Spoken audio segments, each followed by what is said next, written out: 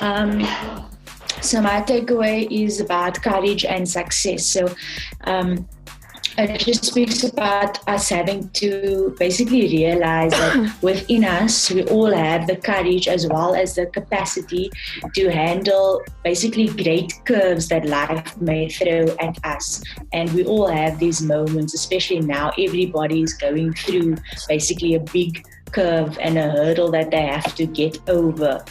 And we have to remember as well that our success is not just measured by what we reach and our end game. It's actually also measured by how we overcome these obstacles and these curves. So it's part of our story and it's part of how we reach our success, and it also can be a measurement of our success. So right now people are going through lots of transformations and they all have an end goal as well, but there's a journey that they took to get there, and there's hurdles and obstacles and things they have to overcome to get there as well. So instead of taking an obstacle as a negative thing, look at it as a positive, because it's something that you have to get over and reach and succeed in order to get to basically your end goal and for you to eventually become successful. So you basically can't get there without going through these obstacles and these hurdles. And yeah, that's important, and just looking at these obstacles in a positive light. Okay, so my takeout today is it's very simple, and I don't know if you guys are all familiar with SpongeBob. Oh, firstly, I'm still on this book, The Greatest Guide by Robin Sharma, and today he speaks about like just simple traits that I don't know. Are you guys all familiar with SpongeBob the cartoon? Yes. So so in this section, SpongeBob is always happy. Yeah, he's always happy. Yes, he's always happy. So this chapter just speaks about little things that SpongeBob the cartoon teaches us from the joys of life. So he mentions three tips. So the first one is be the eternal optimist, and this is like the characteristics of SpongeBob and the traits that he always brings forth. So the guy, he always sees the best in any situation. Your thinking really shapes your reality. So, and SpongeBob looks for the best in everything, and he finds it. And then the second one is SpongeBob, he values people. He knows what friendship means. He loves his pals in Bikini Bottom, even Squidward, and who's always cranky and annoys him. But yeah, like he knows and respects people first, and these are the two most important elements of building a strong relationship, And then the third one is to be original. So SpongeBob is one of a kind. Too many people amongst us, we're afraid to be ourselves. So we give up our dreams, we give up what we follow to follow the crowd, which is tragic. We need to shine our true selves, and this is also written by Shakespeare. So yeah, like just have the courage to be true and be the greatest you. And that is also what Warren Buffett, the chairperson, like we all know Warren Buffett, and that's also some of his words. So yeah, and then lastly, just laugh and have fun. There's no point in being successful but being sad. Yes, there's mountaintops, yes, there's obstacles and things that we need to get through, but like just enjoy the climb. Life wasn't meant to be an ordeal. Like it's meant to be like a learning. Like everything we face and everything we're going through, especially now, like it's meant to teach us and it's meant to like learn us, and eventually we're all gonna see like the bigger picture. So yeah, we need to actually like celebrate this. So have big fun as we go along the chase, and yeah, just cherish this. And it was my four characteristics of SpongeBob that I took out. Yeah, yo. Just take out. Nice. So my positive thinking, basically, of reading this book, it says, "I can, therefore I will."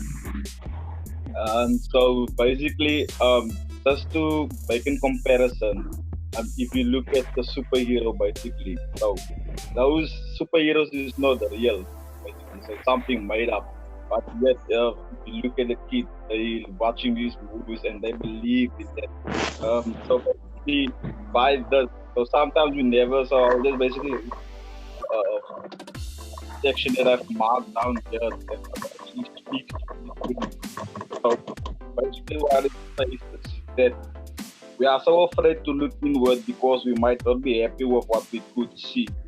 We make our lives so hectic that we eliminate the slightest effort into ourselves.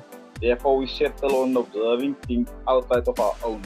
We make comparisons, judgments, and evaluations, which only lead us in concluding and worse, accepting the fact that we are inferior among others.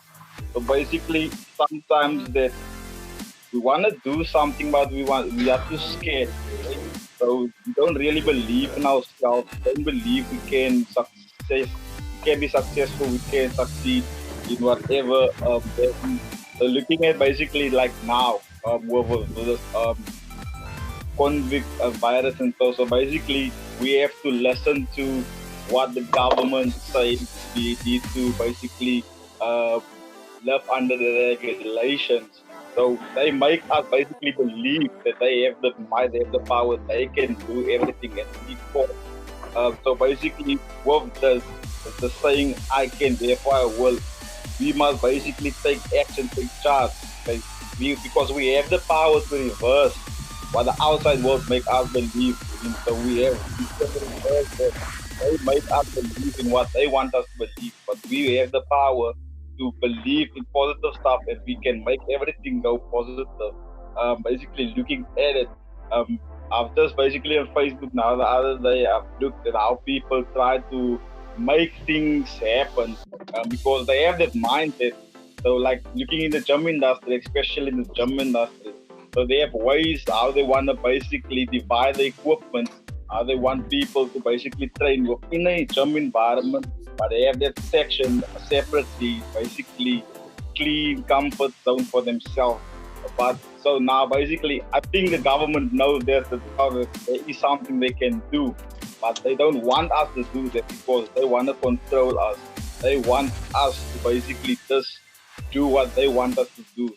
So just the conclusion basically of my taking is, if the world says you can't, we must say I can, therefore I will.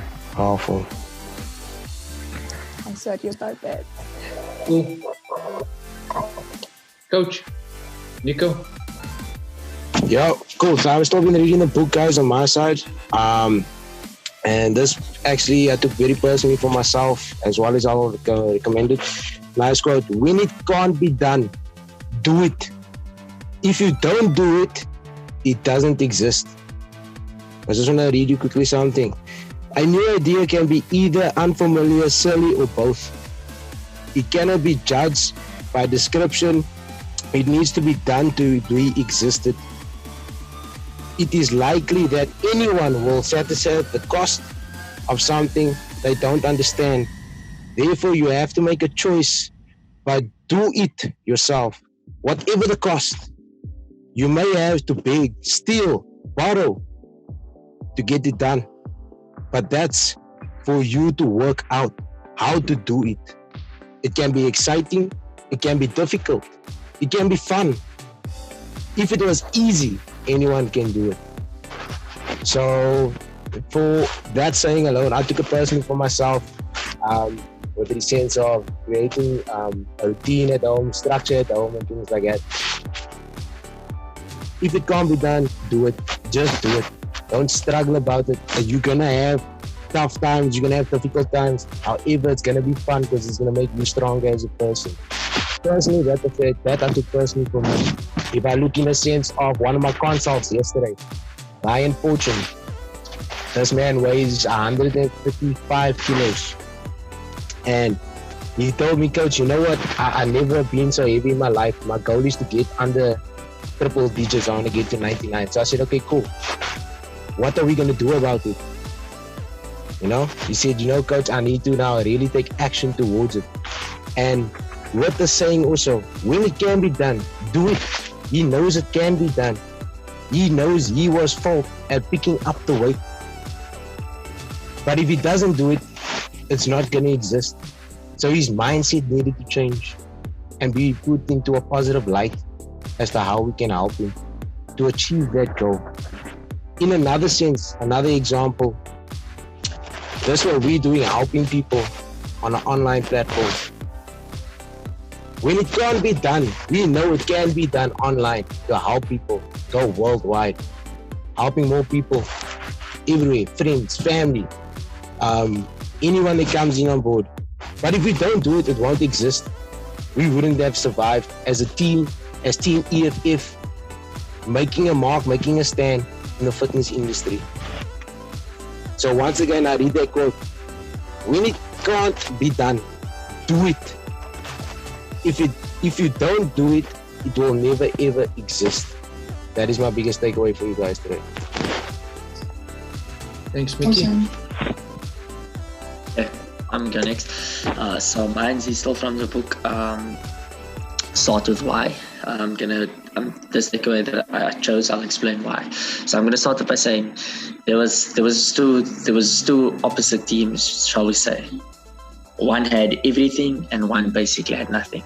So the first person that I'm talking about is Samuel Langley. He had basically, his dream was to be the first person to fly or make someone fly.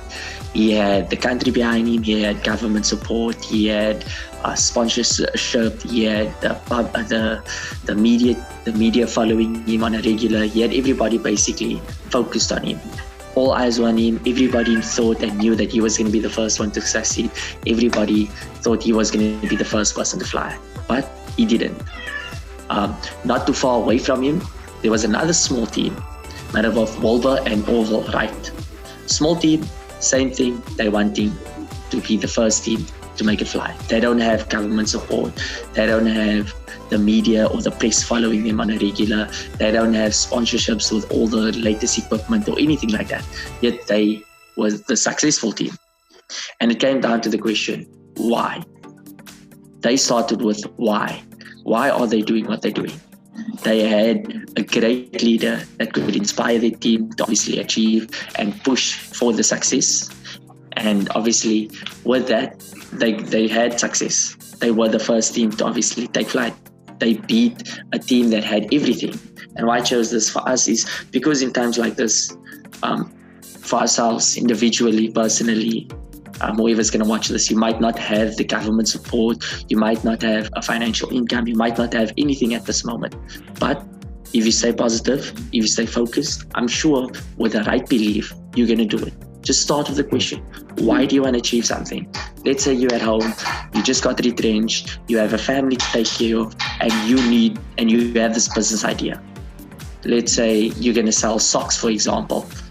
Start off with why. Why do you need to sell the socks? What is the reason that you need to start your business? That is going to be enough for you to drive yourself to achieve that. So I know things are negative. I know things are bad everywhere. But remember, it's up to you. You get to decide how things are going to turn out. You get to decide how you're going to move forward. You could either sit at home and be like, I just got retrenched. There's nothing for me to do. I'm going to wait for UIF. I'm going to wait for government grants. I'm going to wait for this and that and that. But that's not really going to take you anywhere. It's up to you. It's your turn. You need to get up and get shit done. Yeah. In the beginning of this book, they're actually talking about when the smallpox, there was an outbreak of smallpox, right? And basically they were saying that the neighbors were ringing the doorbells, urging everyone to go get vaccinated for smallpox, and actually this frightened people and made them fearful. So they're also in lines getting vaccinations now for the smallpox, right? There was 8 million people that was infected, but only 2 died. So the stats obviously show that the fear running around this thing wasn't as big as it actually really was. And then Dave Carnegie, the guy who wrote this, who wrote this book, he says that no one rang his doorbell to tell him about worry and what worry is. He calls worry a emotional sickness. That's what he calls worry. So this part is about worry, right?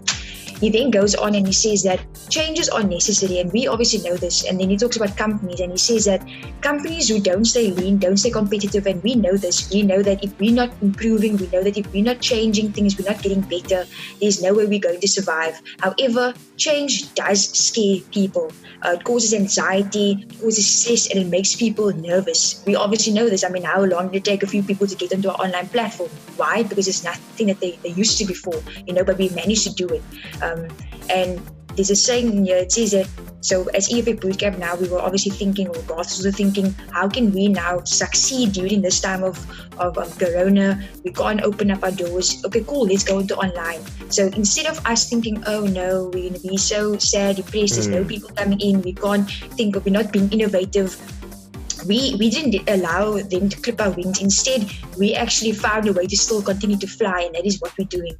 So Dale Carnegie actually studied Wadi, right? And he says that it's so weird that he went to the New York Library and he found only 22 books listed under Wadi, right? But he found 180 books under the word worms. And he said it was so funny, he actually even laughed at it, because Wadi is the biggest thing that humanity is actually facing right now. But how I took this is it's so awesome is because as a team EFF, right, we're not falling into the trap of Wadi.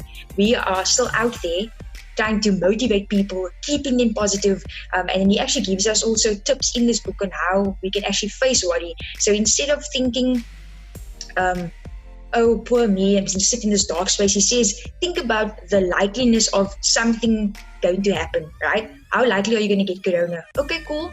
Are you going to die from it? Okay, are you going to think about that, right? Think about how likely are you not being able to financially support yourself. So like Mikhail said, yes, you're going to get retrenched, maybe possibly there is a few that are there, but there's so many other things that you can go into. You can start your own business. There's other people that is actually starting to hire as well, because they want to keep the economy going. So don't just sit in the corner and think this is going to happen to me. Think about all the negativity. Think about how you can actually come out of worry and use it to drive you and push you to make something great out of it.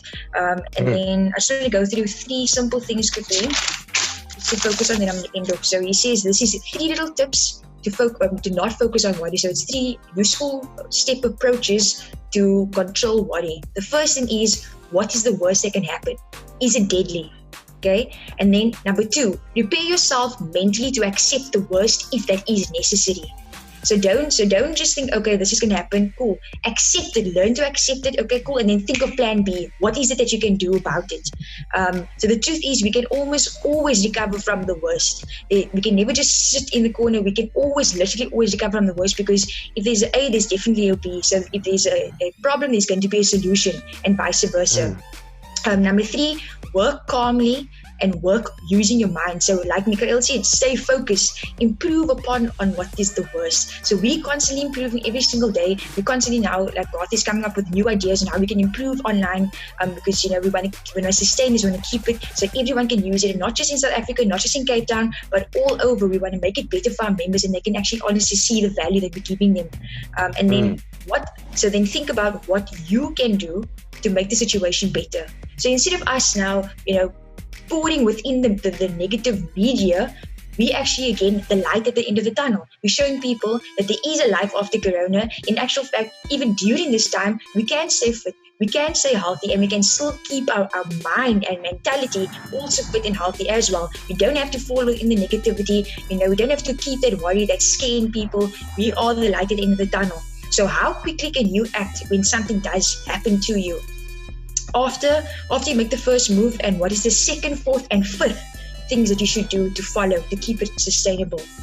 So the last thing, which is just this is from the book now, the little last part, it says, take your worries and energize your life. So what that means to me is take what you have, that worry that you have, right? Keep yourself busy, find a solution, and let that energize and actually push you through this time, and obviously any other time. It's not just Corona that worry comes in. It's with anything that people are not used to, people that cannot adapt quickly.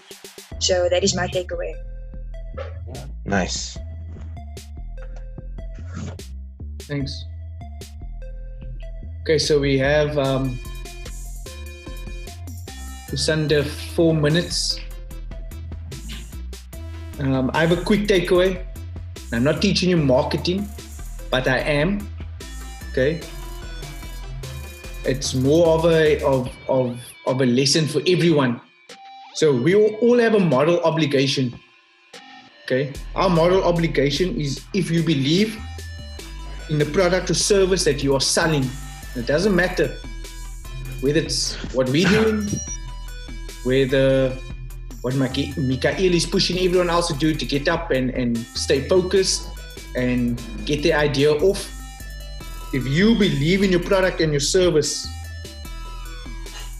that you're selling, then you have a moral obligation to try and serve your customers in every single way. Okay? And to bring up the point in what Alvis was saying, is that if it's helping you, if it's serving you, then it can serve someone else. And that's what we're doing with our product. But there's a few things, there's misbeliefs. Okay? So I've written down all our misbeliefs that people come up with. And the misbeliefs are: a false misbelief is, I don't have time. I can't train at home. I have no data. I hate Facebook. I have no internet. Okay? Where do they get that false belief from? It comes from an experience. Maybe they had an experience. True. So right now, we try to convince, for instance, our old unicorn members to come on, and they say no, they don't like at-home training. That's a false misbelief. It's a false misbelief. Where do they get the experience from? What experience has given them that false belief that they can't train at home? Right? Then we must have a story ready to explain how the Ashna, how Alice, how the rest of the community, how Naz Booley also had the same misbelief. And through her story, we created a bridge, their aha moment, their epiphany moment, where they actually sell themselves into our program. So we believe we have a moral obligation to serve and sell this product and give our customers the absolute best, just like we do for ourselves.